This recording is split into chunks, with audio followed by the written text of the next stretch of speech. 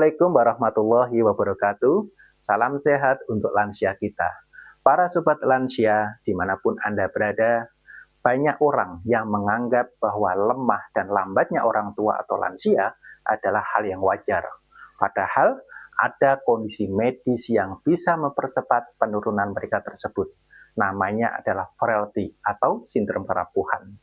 Mari kita bahas mulai dari definisi frailty, penyebabnya, gejala dan tandanya, sampai bagaimana cara menanganinya.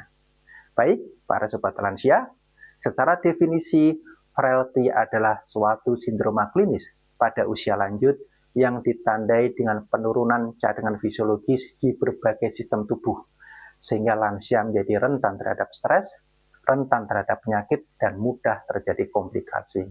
Ini bukan sekedar penuaan biasa, tetapi ini merupakan kondisi yang dapat dicegah dan dapat diintervensi. Lalu, bagaimana patofisiologi ataupun mekanisme terjadinya frailty atau sindrom kerapuhan pada usia lanjut? Frailty terjadi karena kombinasi adanya penuaan sel, adanya inflamasi aging ataupun peradangan kronik, adanya penurunan massa otot atau sarkopeni, dan adanya gangguan hormon. Penuaan sel menyebabkan penurunan regenerasi jaringan. Inflamasi aging ataupun peradangan kronik yang dapat mengganggu sistem organ dalam tubuh. Sarkopenia ditandai dengan hilangnya massa otot dan kekuatan otot sehingga fungsi otot menjadi menurun. Kemudian adanya penurunan hormon anabolik seperti testosteron, IGF-1, growth hormone, estrogen, dan hormon-hormon lainnya. Kemudian juga adanya gangguan fungsi dari sistem saraf, sistem kardiovaskuler, sistem imun, sistem muskuloskeletal, dan lain-lainnya. Hasilnya, tubuh menjadi rapuh dan sulit beradaptasi terhadap stres fisik, terhadap stres psikologis, sulit pulih dari suatu penyakit, bahkan rentan terjadi komplikasi. Kemudian bagaimana cara kita mengenali gejala dan tanda-tanda dari frailty ini? Ada beberapa gejala dan tanda. Yang pertama, mudah lelah meski aktivitas yang ringan. Yang kedua, berat badan yang turun tanpa sebab yang jelas. Yang ketiga, kekuatan genggaman tangan yang semakin menurun. Yang keempat, langkah kaki yang semakin melambat. Dan yang kelima, aktivitas fisik yang semakin berkurang secara drastis. Adapun tanda fisik tambahan yang lain seperti otot yang semakin mengecil, postur tubuh yang makin membungkuk, dan adanya keseimbangan yang sering terganggu. Kemudian bagaimana kriteria diagnosisnya? Berdasarkan frailty kriteria, diagnosis ditegakkan bila dijumpai lebih dari sama dengan 3 hal di bawah ini.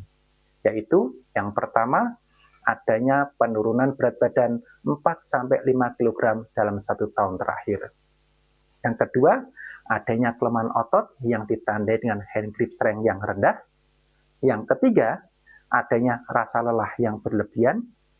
Yang keempat, kecepatan berjalan yang melambat, yaitu kurang dari 20% dari waktu normal untuk berjalan 15 feet. Dan yang kelima, aktivitas fisik yang rendah, yaitu 20% dari TEE atau Total Energy Expenditure. Ada juga frailty index yang bisa kita gunakan untuk menghitung defisit kesehatan secara kumulatif. Kemudian bagaimana cara penanganannya ataupun tata laksananya? Ada beberapa tata cara yang harus kita lakukan. Pertama, lakukan latihan fisik, yaitu kombinasi latihan kekuatan, keseimbangan, dan aerobik ringan. Yang kedua, berikan nutrisi dengan gizi yang seimbang, cukup protein 1,2 sampai 1,5 gram per kilogram berat badan per hari, berikan vitamin D, kalsium, dan cairan ataupun hidrasi yang cukup.